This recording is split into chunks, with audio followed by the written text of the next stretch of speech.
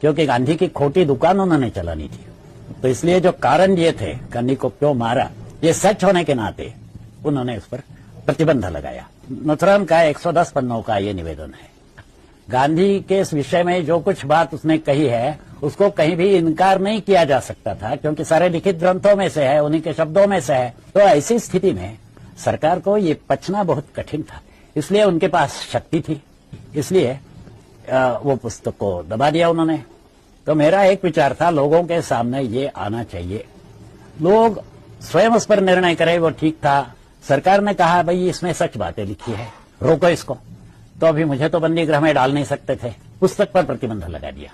मैं गया न्यायालय में, 1.5 बरस न्यायालय ने छानबीन की और अंत में निर्णय दिया उन्होंने कि इस पुस्तक में ऐसी कोई बात नहीं है कि जो आक्षेपार्ह हो। तो एक एक टुकड़ा लेकर न्यायालय ने उसकी ऐसी छानबीन की है और कहा है कि शासन का जो कहना है एकदम विपरीत है, वस्तुस्थिति को पकड़ के नहीं है। फिर उसके बाद नथुराम का स्टेटमेंट कि 55 करोड़ के लिए जो बलि चढ़े वो उसमें विषय है।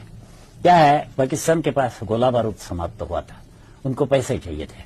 गोला बारूद कोई उधार नहीं देता। यहाँ कश्मीर पर आक्रमण उन्होंने तेज करना था, इसके लिए उन्होंने 55 करोड़ रुपया का हठ ले लिया कि वे हमारे 55 करोड़ रुपया देने चाहिए। तो वल्लभ भाई एक ऐसा कठोर व्यक्ति था कि जिसने कहा पाकिस्तान की सेना जो है कश्मीर से उसको पीछे ले लो और चर्चा के लिए आ जाओ।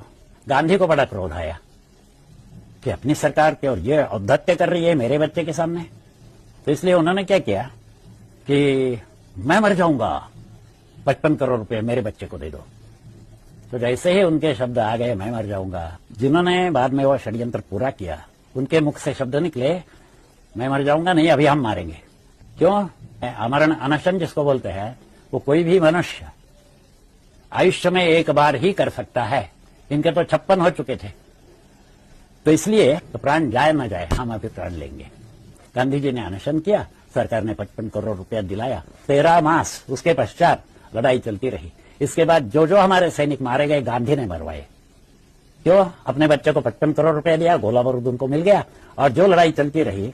तो ये 55 करोड़ के पीछे जो बलि चढ़े